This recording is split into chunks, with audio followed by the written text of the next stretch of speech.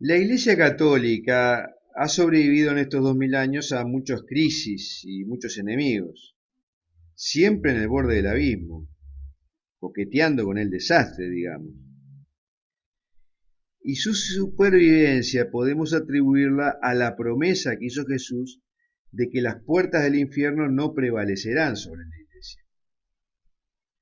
Sin embargo, esas puertas infernales parecen siempre estar prontas para abrirse, y en realidad no se sabe qué porcentaje de catolicismo se podrían tragar, porque el Señor no dijo cuán grande será la iglesia que sobreviva cuando Él venga por segunda vez. Quizás se encuentre solo un pequeño remanente fiel a la doctrina de los apóstoles en medio de la selva africana, por ejemplo, mientras que la gran estructura de la iglesia pasó a manos del enemigo. El primer enemigo archipoderoso que enfrentó la Iglesia Católica fue el Imperio Romano. Pero su prédica fue ganando adeptos hasta que el emperador romano Constantino legalizó la Iglesia. Y luego el Imperio Romano no solamente se disolvió, sino que la Iglesia fue de alguna manera quien le sucedió.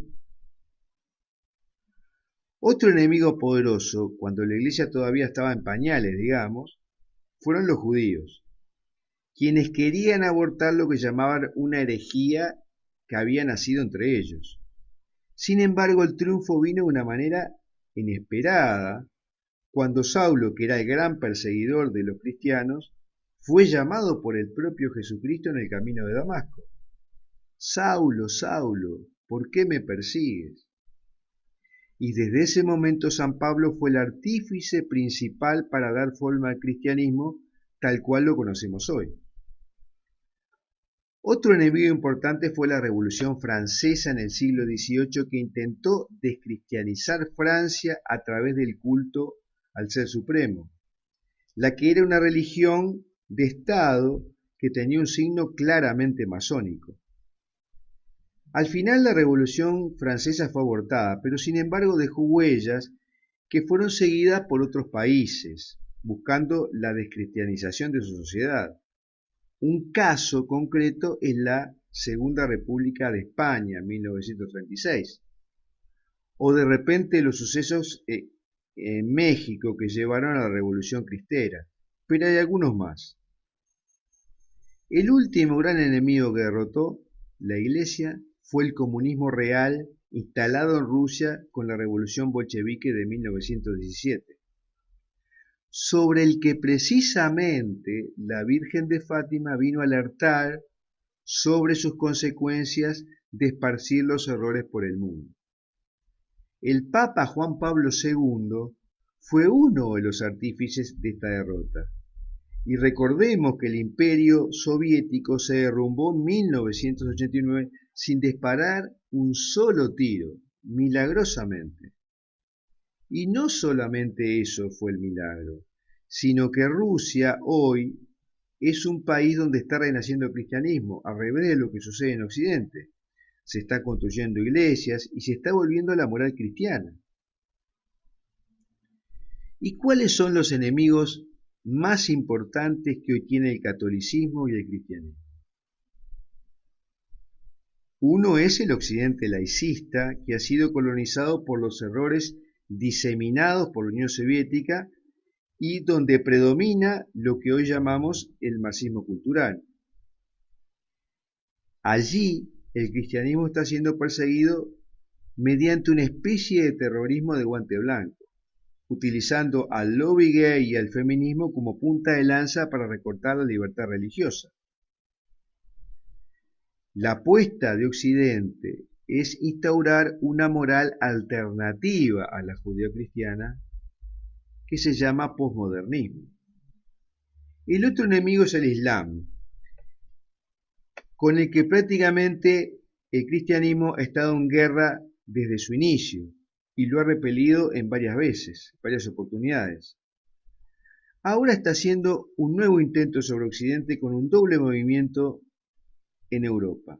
Por un lado, la invasión demográfica, a través de lo que se llama la Hijra, que es un sistema de migración y no asimilación a la cultura donde migran, que el Islam ha utilizado en varias oportunidades como arma bélica.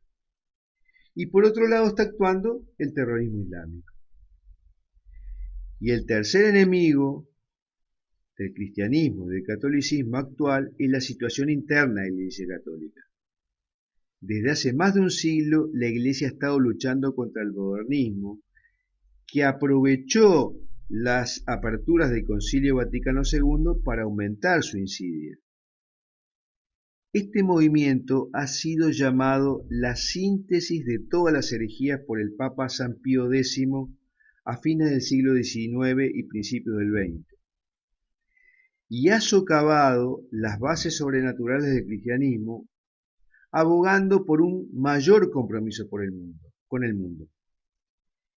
Esta quinta columna interna en la Iglesia tiene como meta la relajación de la doctrina de los apóstoles, la doctrina original de la Iglesia Católica. Y es difícil combatirla porque actúa en la sombra y utiliza los mismos conceptos tradicionales de la Iglesia, pero les cambia significado. Las mismas palabras con otro sentido. En medio de este ataque interno que está creciendo, la Iglesia además ha sufrido el mayor golpe en siglos a través del abuso sexual de parte de algunos sacerdotes y el encubrimiento de parte de algunos obispos, que le está retando credibilidad a la Iglesia. La buena noticia, en medio de todo esto, es que el catolicismo sobrevivió a todos los intentos de destruirlo, de modo que estos tres enemigos que hoy mencionamos no la tienen fácil.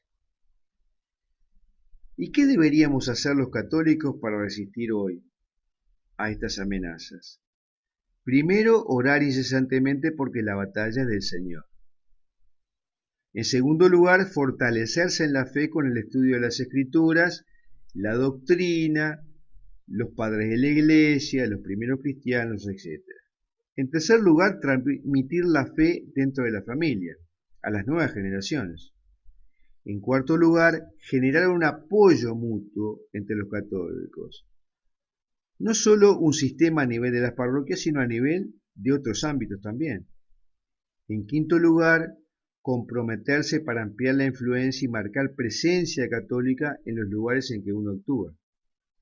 Y en sexto lugar, prepararse para un posible martirio, que aunque es improbable que suceda en Occidente, no es descartable totalmente. Y ahora me gustaría hacerte una pregunta. ¿Tú crees que hay enemigos, otros enemigos del cristianismo y del catolicismo que no hemos mencionado aquí? ¿Cuáles son? Por favor, coméntame abajo en los comentarios. Y si te gustó este video y este artículo, por favor, danos un like, un dedito para arriba o un corazón según donde lo estés mirando.